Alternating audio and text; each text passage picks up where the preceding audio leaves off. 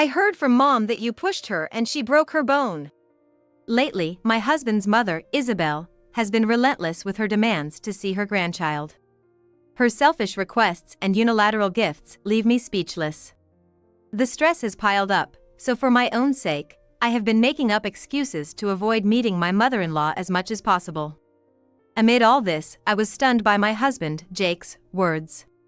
No matter how much I explain, Jake insists that his mother wouldn't lie, which is trying my patience. Even so, I have no evidence of Isabel's lies, nor anything to prove my innocence.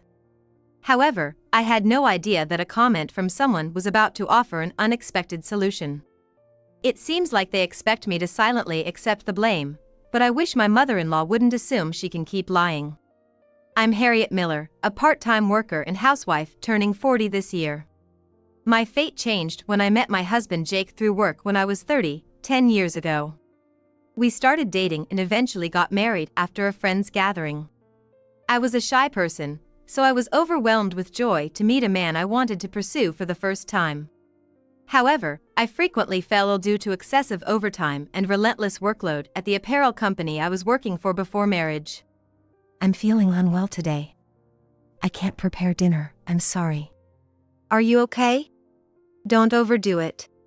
I was fully aware that health comes first in married life. Above all, I wanted to have a child soon, so I decided to face my body seriously by quitting my job after getting married. We agreed to wait for a baby while improving my health, but that time seemed to never come. Time passed cruelly and unceasingly. Jake, 2 years younger than me, is a salesperson at an electronics retail store. He's an upbeat and sociable type, but his tendency to be overly optimistic is his downfall. We've been discussing the future, including our desire to have children. However, he doesn't seem to think deeply about having children. Jake, what kind of dad do you want to be when our child is born? Well, they say kids grow up watching their dad's back, right?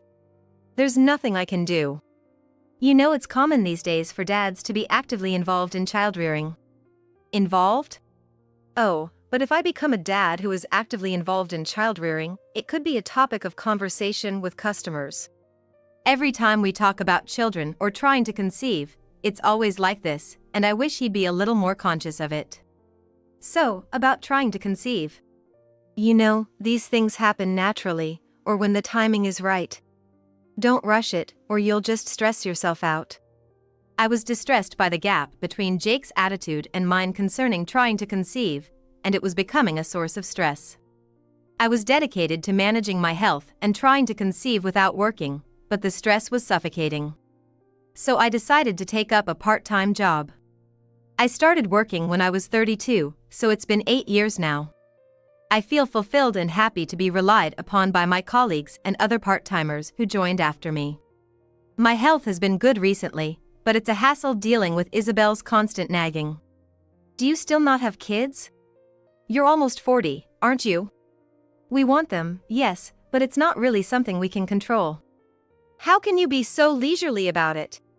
Here, this is water and rice for improving fertility. And I'll also put in these cookies that I found at the pharmacy. She said what she wanted like a storm, forcing upon me things I didn't need, and left. It felt pressuring and painful more than anything else. Being constantly scrutinized and lectured about not having kids feels like I'm being blamed for it. I decided it was time to get serious about seeking treatment. Jake, we're not getting any younger. Maybe we should go to a hospital and see if there's anything preventing us from getting pregnant. A hospital? But nothing's wrong with us, right? Kids are made naturally, so we just have to wait, don't we? You said you wanted a child too, didn't you? Even if there's nothing wrong, I think it wouldn't hurt to get checked once. Upon hearing that, Jake stood up with a sigh and went to the kitchen to get a beer. Don't get so worked up. Just relax. Besides, I really don't like hospitals. Recently, I've been feeling a bit annoyed by the difference in our perspectives. However, a particular incident made this nagging feeling towards my husband crystal clear. One Friday, I was discussing our weekend plans with Jake. I'm off work tomorrow, Jake. What about you? There's an urgent task I can't avoid at work. Oh right, my mom said she wants to come over. That's fine, but wouldn't it be better if she came over on a day when you're off? It's alright. I don't know when I'll get another day off. She said she had something to give you, so I thought the sooner, the better. I had planned to enjoy my rare day off alone by going to a cafe or watching a movie, but I guess it couldn't be helped. With little enthusiasm, I began to prepare to invite her into our home. Long time no see, Harriet. It's been a while, Isabel. I'm sorry, Jake is out for work today. That's all right. I had something to discuss with you today. I came here because there was something I wanted to give you. The mother-in-law handed over used baby clothes and a supplement labeled for women. The clothes were visibly worn and, as we don't have a baby yet, receiving such items made things awkward. Also, I have allergies, so I need to be cautious about the components in any supplements. Is this a boy's clothing? There's so much of it. And what's with the women's supplement? Why this? Well, it's not just about feelings. They say a woman's physical preparation is also important. I got these clothes from a friend whose grandchild has outgrown them. We don't have a child yet, and I'm not a big fan of supplements due to my allergies. But the mother-in-law kept talking in a frenzy. Modern women are so self-centered. Always about work. Women should have children to be considered adults. You're already 40, aren't you? I was worried about Jake because he's falling behind because of you. Behind? This is about timing, and it's not about winning or losing, right? What's Jake worried about? He's worried that there's something wrong with your body and that's why you can't get pregnant. That's why he told me to give you lots of good food. I was shocked by my mother-in-law's words and left in a daze. I can't get pregnant because there's something wrong with my body? I wonder what that means. What are you thinking, causing your husband such worry? I'm not a doctor, so I can't really say what's causing this or what the reasons might be. Stop saying things like that. You're 40 years old, Harriet. Now that you've joined the Miller family, you need to at least give me some grandkids. I want to have conversations about my grandkids with my friends too. Isabel seems to be obsessed with the idea of seeing her grandkids and boasting about them to her friends. Moreover, she's taking Jake's words for granted, putting the entire blame on me for not being able to have children. It's really stressful. For now, I'm returning this. Even if we have a child, we still wouldn't know the gender, and I can't take these supplements because I have allergies. That's why I'm saying you should keep it as a charm. There's no space in our house for it now. Please take it back. Because of my mother-in-law's lingering presence until evening, my day off was practically ruined. I was sitting on the couch, too tired to move. At that moment, Jake came home, his face unusually red, seeming pretty drunk. Had a tough day? Did you grab a drink after work? I heard about it. You rejected the gift from my mother, didn't you? It takes some nerve to turn down a gift from your mother-in-law. In Jake's hand was the bag with the gift I had returned to his mother during the day. Oh, that. She chose it because she thought it suited you, and you upset her. That's cold. Whether Jake knew what was in the bag or not, he was blaming me. Do you know what's inside? I don't know anything about it. But it's not right to treat something my mother chose for you with such disregard. He was blaming me without even listening to my side of the story. This kind of thing had happened before, and I was tired of it. If being honest would just make me the villain, maybe I should stop seeing her altogether. Ever since the incident with the baby clothes, I've tried to avoid my mother-in-law as much as possible. But she doesn't care about my troubles and keeps calling me all the time. Harriet, I have to go shopping there. Would you like to have a cup of coffee with me? Sorry, I'm really swamped at work. You're just working part-time, right? Can't you get someone to cover for you? It's not that simple. There are things at my part-time job that only I can handle. Even when she called, I'd make up reasons like having work or needing to go to the hospital to avoid seeing her. I wish I had started doing this sooner. But this respite didn't last long. One day, Jake came home earlier than usual, and something seemed off. Oh, you're home early today. What's up? Instead of answering my question, Jake threw his bag down with a thud and approached me. What the hell did you do? You are a terrifying woman. I had no idea you were the type to do such things behind my back. What are you talking about? I heard that you pushed my mom and she broke a bone. Taken aback by this unexpected revelation, I lost my words for a moment, but then quickly explained. Huh? I haven't seen her in a month? What? Jake looked at me with a puzzled expression. That's what I'm saying. I've been so busy with work and doctor's appointments lately, I haven't had time to see your mother. That's a lie. You're just working part-time, there's no way you're that busy. And besides, what? Jake pulled out a planner and a notebook labeled diary from his bag. I borrowed this planner and diary from my mother when I went to the hospital earlier.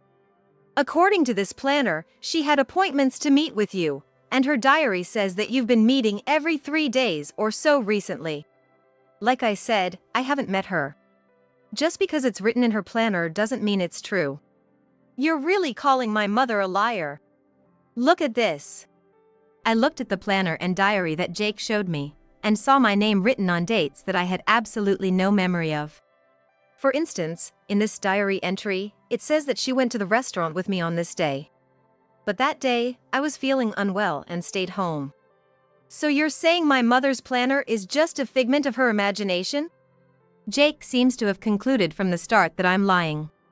He seems to believe that the diary is telling the truth, and there are so many people in the restaurant that the staff wouldn't remember everyone. I don't know how to prove that I was alone at home. Stop making excuses and come with me. Jake forcibly grabbed my arm and pulled, causing the sleeve of my newly bought dress to stretch. Let go of me. I told you, I don't know anything about your mother. You'll lie when it's inconvenient for you. My mother would be heartbroken if she knew. First, listen to my side of the story.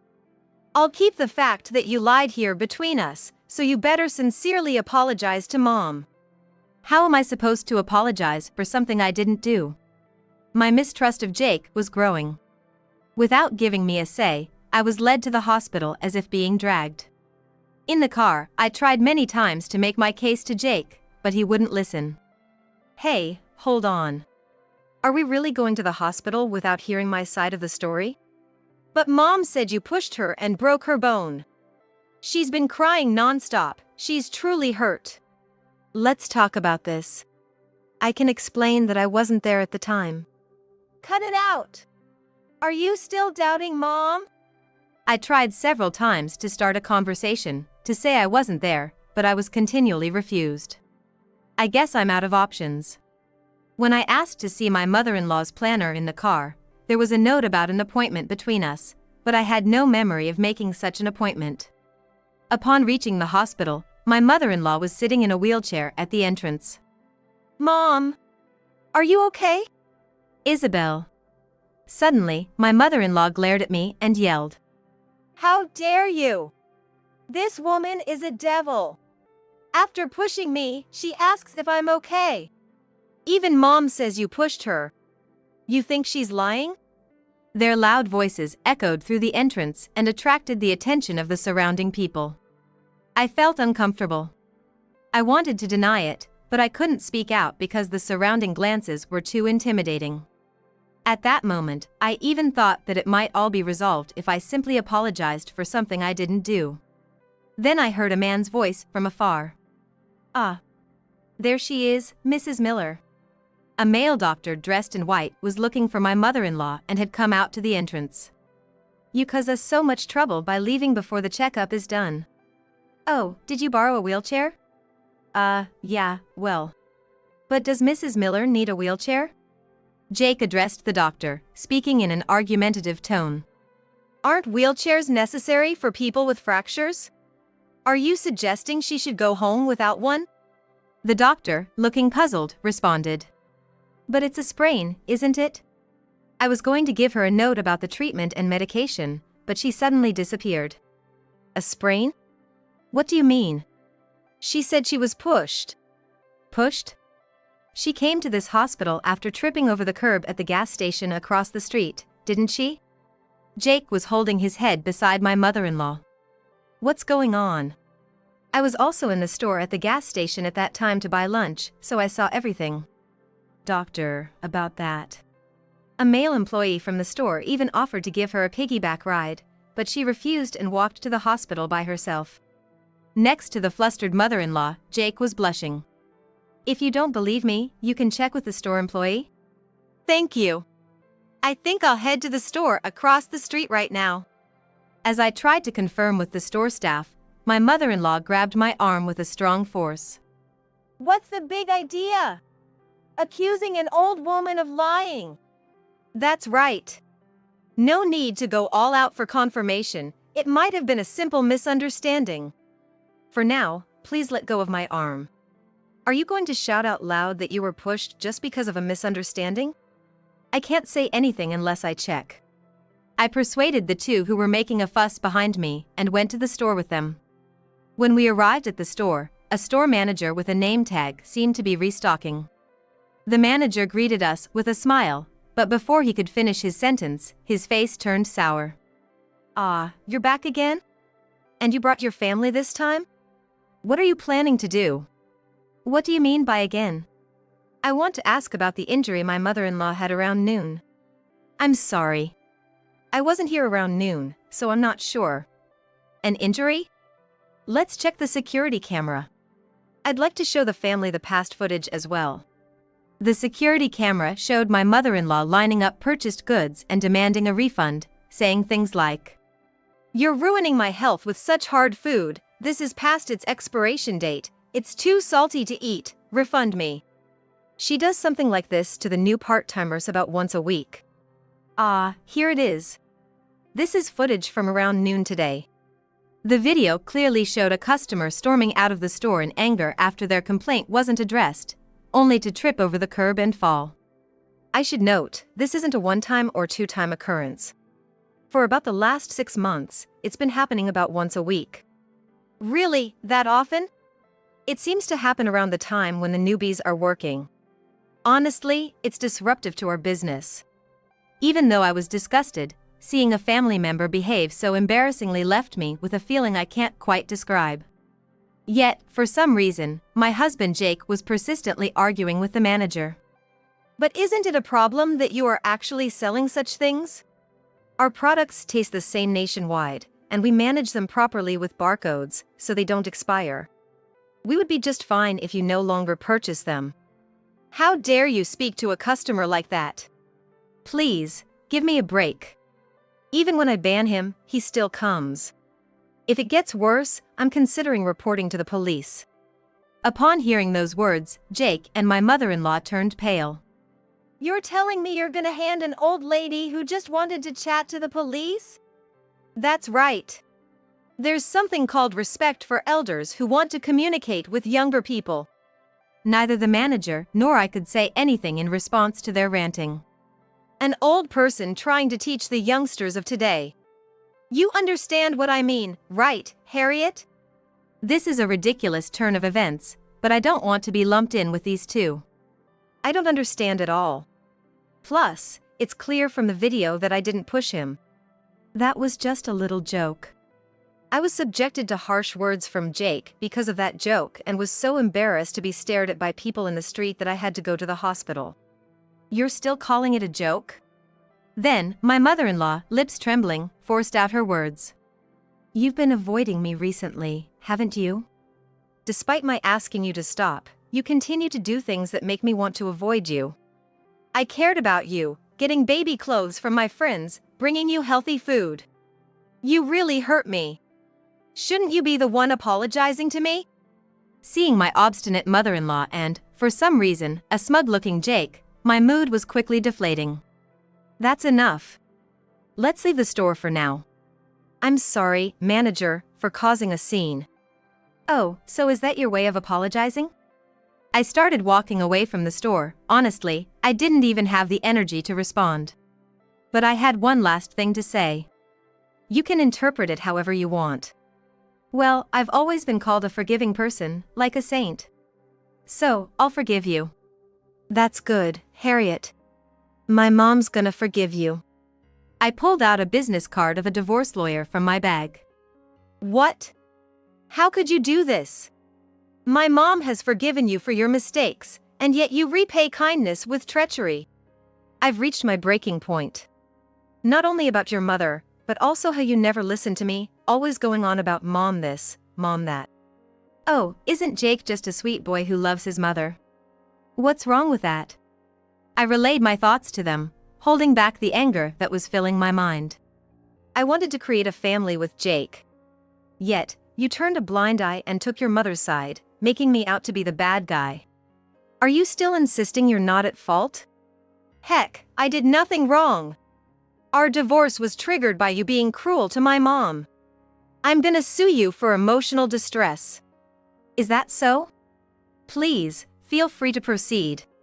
In the meantime, my intention to divorce remains unchanged. We'll move forward with the divorce proceedings through a lawyer from now on. I got it. Even if you can't pay the alimony, I won't forgive you. For some time, I had been contemplating divorce. I had consulted with a lawyer for a long time, and was able to divide our assets successfully. However, my relief was short-lived. A phone call reached me during work. It's me. I'm not giving you any of the property division.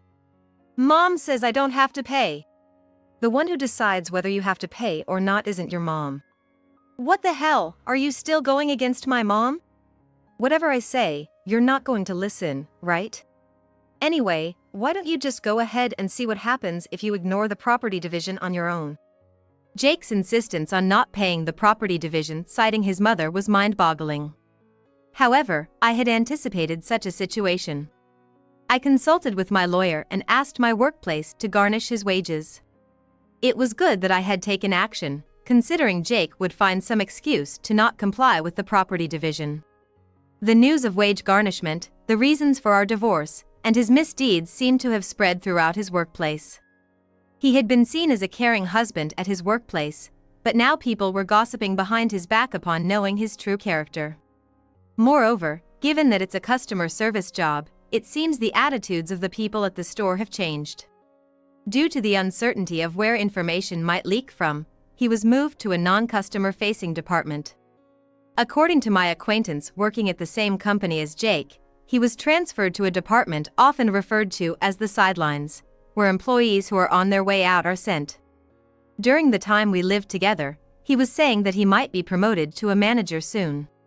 With his transfer to the sidelines, his promotion seemed impossible, and it seemed he found it uncomfortable to stay at the company, so he resigned. Jake's life seemed to go downhill from there. He had dumped all the housework on me and only focused on his job. So, he probably didn't know what to do when he had to live alone all of a sudden. It seems that seeing his life fall apart, his mother couldn't stand by, and now they are living together. Though he was living with his mother, it seemed he was under a lot of stress from the daily gossip in the neighborhood about both of them. Nowadays, he seems to be living hand-to-mouth while working part-time. The close relationship he had with his mother seems to have soured since our divorce, but it's his own doing.